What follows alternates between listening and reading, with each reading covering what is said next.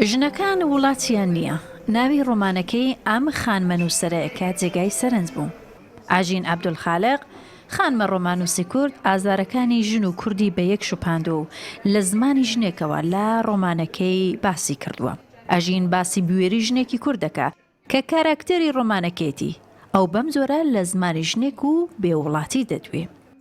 گەڕانەوەی بەسەرهاتی کۆمەلگایەکە کە تێیدا ژن لە هەر کەسێکی تر چەساوەیە بێوڵاتترە بەمانایەکی تر هەمومان بێوڵاتی بەڵام ژن بێوڵاتترینە بە هەر ئەوە بوو ناونیشانی ڕۆمانەکەم لەبەر ئەوە هەڵبژار. دووەمینیان کە تێکڕای ڕۆمانەکەم نووسی کە بەڕاستی لە سەرەتادا ناونیشانەکەی شتێکی تر بوو کە ڕۆمانەکەم نووسی سەیرم کرد کارکتەری سەرەکی یا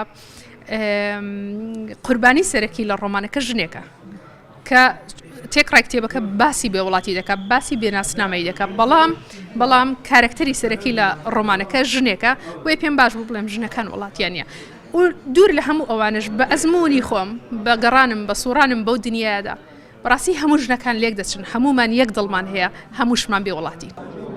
ڕۆمانی ژنەکان وڵاتیان نیە کەوتە کتێبخانەی کوردیەوە. نووسەرێک کە ڕۆمانەکەی خوێندوێتەوە بە زمانی نووسەریش ئاشنایەتی هەیە باسیەوە دەکا بوونی ئەم ڕۆمانە بۆ کتێبخانەی کوردی لە زمانی ژنێکەوە پێویستە.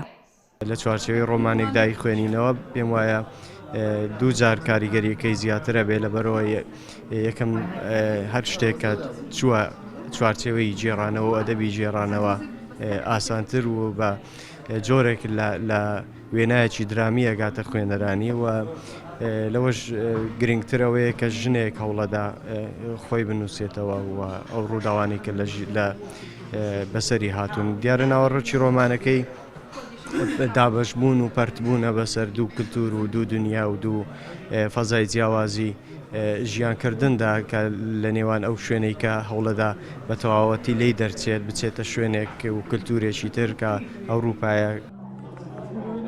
ئاژین عەبدولخالق لە دایکبووی شاری هەولێرە بە واژووکردنی ئەم ڕۆمانی بۆ خوێنەرانی کتێب و کتێبخانەی کوردی دووەمین بەرهەمی ڕۆمانی خۆی پێشکەش کرد. ئەم خانمە نووسەرە خاوەنی 5 بەرهەمی نووسینە و هەروها وەرجێڕانیشت 4 بەرهەمی دیکەشی ئامادەیە بۆ چاپ و بڵاوکردنەوە. هێرۆ مەولودی، کوردستان 24 هەولێر.